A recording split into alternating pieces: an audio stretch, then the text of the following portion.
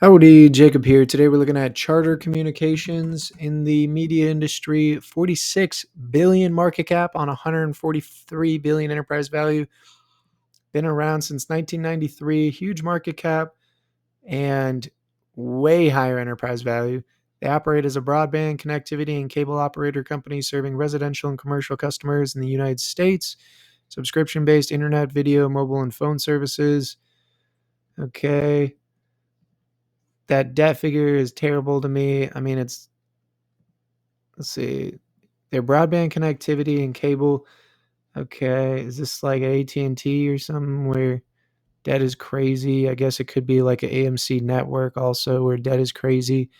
But growth is also crazy. I mean, huge growth 2016, 2017. Dampened a lot since then, but no negative revenue growth years. Operating margin profit up a hefty amount. Gross margin mid 40s, not bad. Operating margin 20%, very impressive.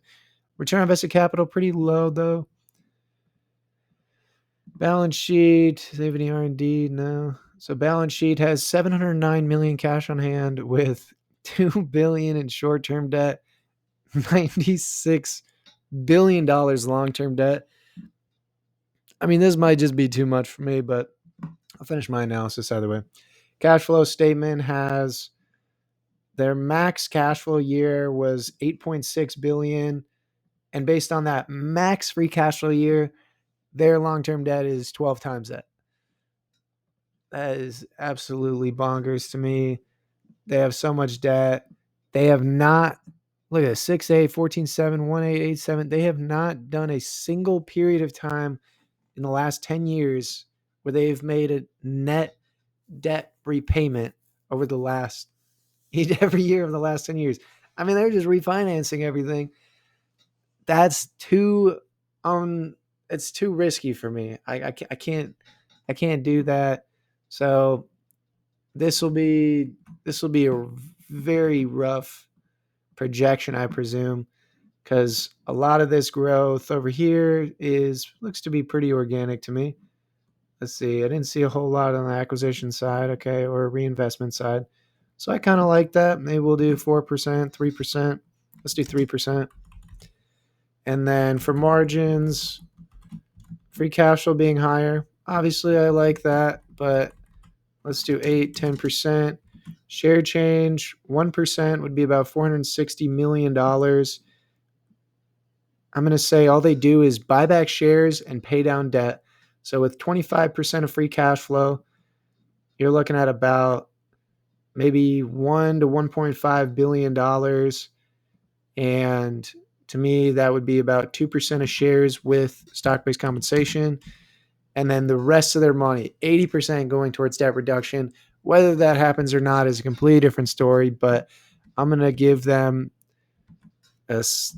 This might not make a whole lot of sense right now, but the PE and price to free cash flow, I'm basing off of their enterprise value. Their enterprise value takes into consideration their net debt. And so just as if a company was making $1 billion a year in free cash flow, but had $10 billion in net cash, 10 billion in cash on hand or short-term investments, and then zero in long-term and short-term debt, I think that would be a safer investment and one that you already have cash on hand that they can apply to the business. They have $10 billion in net cash to buy back shares, reinvest back in themselves, wait for an opportunity for an acquisition to really make sense for it. And so that is also cash on the balance sheet can be reinvested into the business.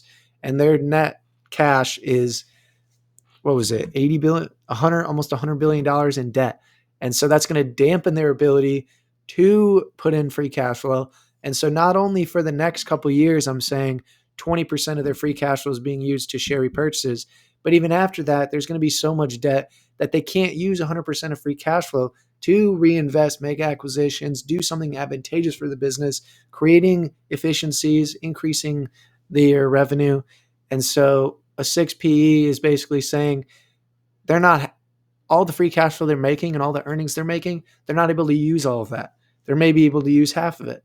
And that's why I'm putting their PE and price free cash flow at half of what I might put it at otherwise. So with all these assumptions, we're saying the company's stock price needs to fall 6-7% before you get the return we're looking for here.